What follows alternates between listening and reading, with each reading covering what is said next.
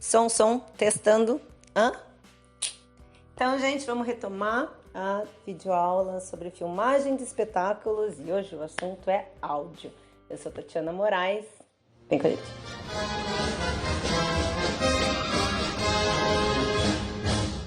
Quando a gente começa a pensar na gravação do espetáculo e a gente vai falar sobre a parte de áudio, a gente precisa retomar um pouquinho o que a gente falou lá no primeiro bloco, que são as necessidades do espetáculo. Eu sou iluminadora de formação e produtora, então eu conheço um pouco da questão técnica do áudio, mas não é a minha especialização, não é o que, nossa, como ela sabe de áudio, não. Eu troco ideia com os técnicos, eu conheço um pouco da área e eu posso passar para vocês as experiências que eu tive nessas gravações e o que deu certo e o que deu errado. As necessidades técnicas do espetáculo, elas nos mostram se a gente vai precisar de microfone, quantos microfones, que tipo de microfone e como isso vai se dar. Ou seja, vai que a gente tem um espetáculo intimista num lugar pequenininho, fechado, com som abafadinho e tal. Talvez nem precise de microfone, sabe? Talvez você consiga fazer a captação de um jeito legal.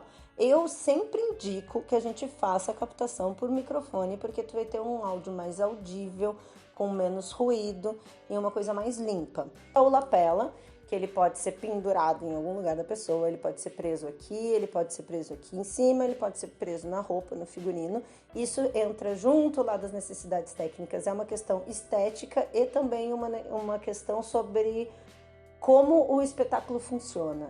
Se tiver muita troca de figurino, é legal a gente pensar em colocar esse microfone em algum lugar onde ele não vá se mexer tanto, porque pode dar ruído e isso é um problema bem difícil de se solucionar, mesmo na pós, junto com a edição.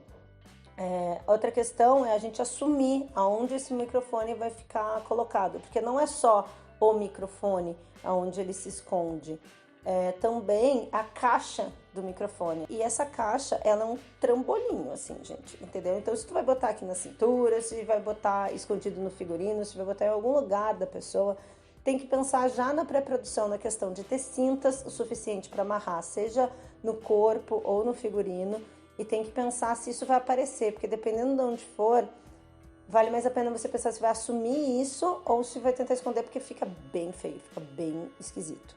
A frequência de áudio, ela dá interferência às vezes com outros equipamentos que podem ter no espaço. Então sempre confere junto com o pessoal da produção do espaço, com os técnicos da casa, se tem desligado outras mesas, outras frequências de microfone, se dá para fazer um teste para ver se não está rolando RAM, porque a gente consegue ouvir isso diretamente da mesa e ver se está tendo um RAM. O RAM é aquele... A gente bota aí na edição. Então.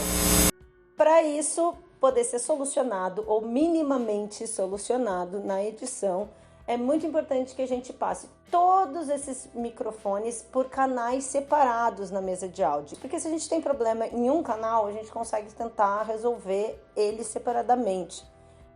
Já tive problemas da mesa que eu estava gravando, o técnico não se atentou e foi gravar a trilha no mesmo canal dos microfones.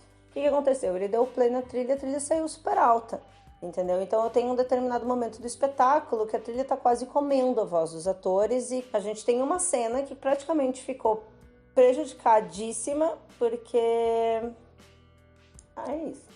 Eu vou mostrar pra vocês. Tá tudo bem, volta lá pra sua casa, pra sua vida, porque você tiver que fazer. E se eu tiver alguma novidade sobre o Theo, eu te chamo. Eu sinto saudade, eu queria que a gente pudesse se ver de vez em quando e quem sabe... Se ver de vez em quando? O que passa na tua cabeça?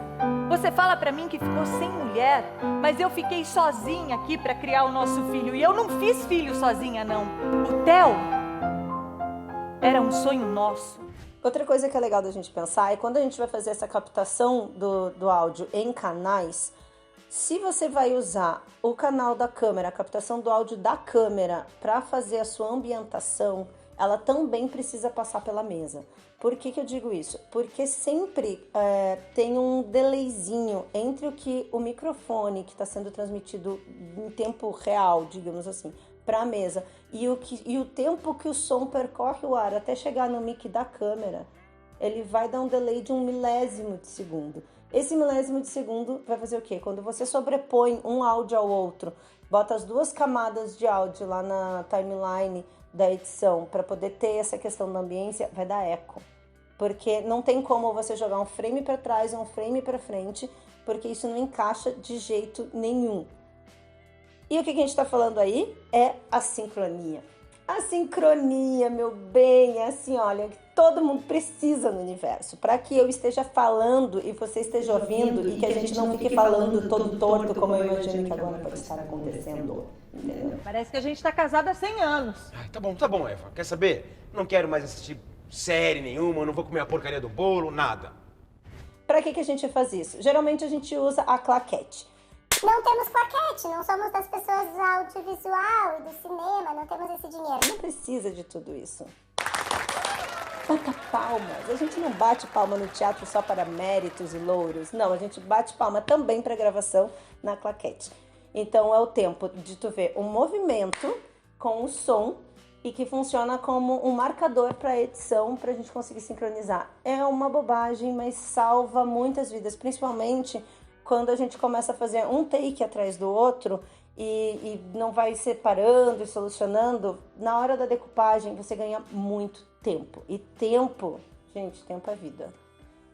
Bom, gente, então assim, retomando um pouquinho de tudo que a gente falou até agora, eu comecei falando da importância da produção, da pré-produção, para a gente ter essas necessidades dos espetáculos, que a gente começa a compreender melhor como vai funcionar essa gravação. A gente compreende isso como? Com o roteiro e com a técnica, percebendo o que os espetáculos precisam, conversando, direção de fotografia, né? Direção de espetáculo, direção de fotografia, como a gente vai trabalhar junto com os atores, a edição e a turma da filmagem. Todo mundo trocando essa ideia, a gente percebe o que são os equipamentos que a gente vai utilizar, quais são as câmeras, quais são os microfones, que tipo de escolhas nós estamos fazendo para chegar na hora da produção e ter um aproveitamento.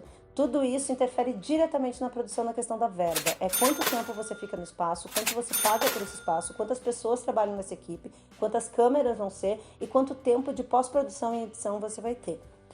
Aí depois a gente conversa um pouquinho sobre a área que eu me coloco mais, que é a questão da iluminação em si, onde eu passei algumas dicas sobre a questão da luz dura e a luz mais difusa, onde a gente pode aproveitar para perceber as nuances sobre um e outro dentro das imagens que a gente apresentou. E eu queria também lembrar um pouquinho para vocês sobre essa questão da câmera, que o olho nu ela pega de um jeito, a câmera ela visualiza de outro.